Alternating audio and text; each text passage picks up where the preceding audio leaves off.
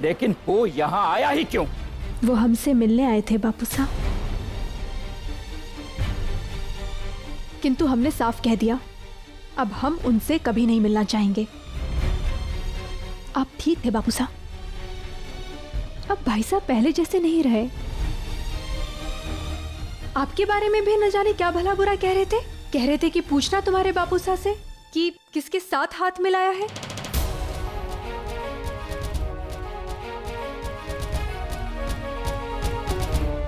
किंतु हमने उनकी एक न सुनी।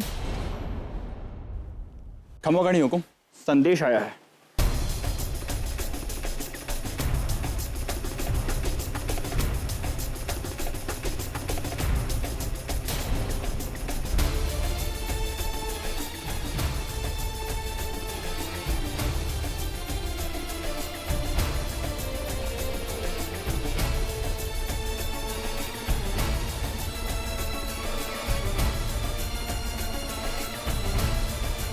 क्या लिखा है भारमल?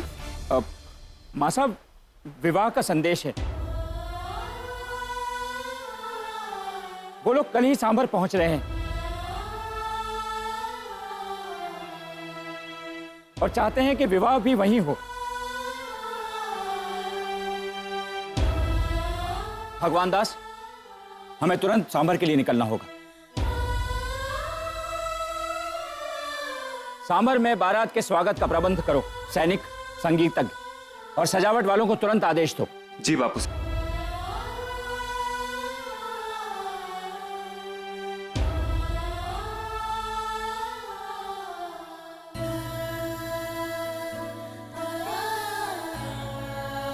हम समझ गए मासा। आमेर में आज हमारी आखिरी रात्रि है।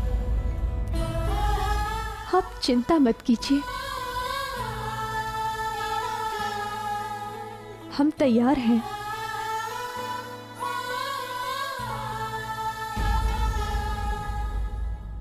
सारे इंतजामात मुकम्मल होने चाहिए।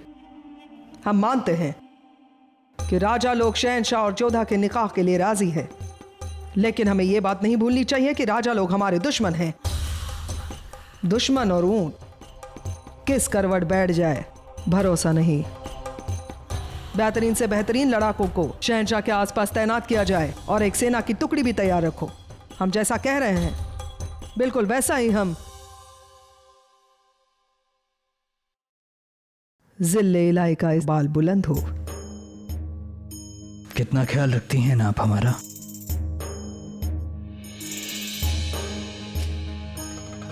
और भी बहुत लोग हैं जलाल जिन्हें आपका ख्याल है, लेकिन लगता है आप उन्हें भूल गए हैं। मतलब? सांबर में आप निकाह करने जा रहे हैं और आगरा में मल्लिका बेगम मरियम मकानी और आपकी बेगम रुकैया को इस बात की खबर तक नहीं पहुंचाई आपने। इसकी जरूरत क्या है बड़ी अम्मी? हम बस एक और निकाह ही तो कर रहे हैं। जब निकाह के बाद आगरा पहुंचेंगे तो सबको खुद ब खुद खबर हो जाएगी। हम भी देखना चाहेंगे कि हरम में एक राजकुमारी को देखकर मुगल बेगमों के चेहरे कैसे बदलते हैं।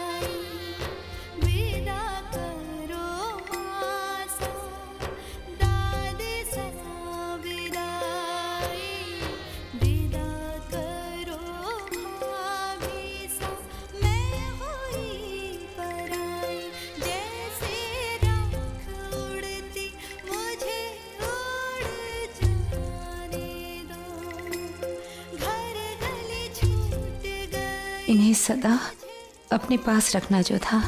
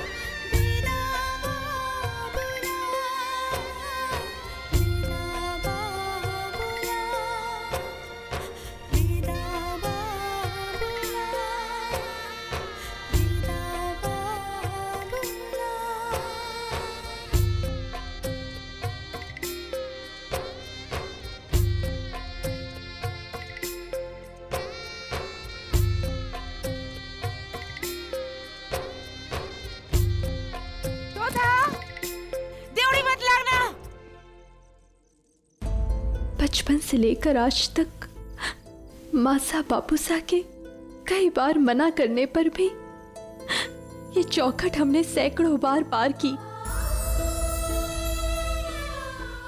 पर आज इस चौखट को पार करना कितना कठिन लग रहा है।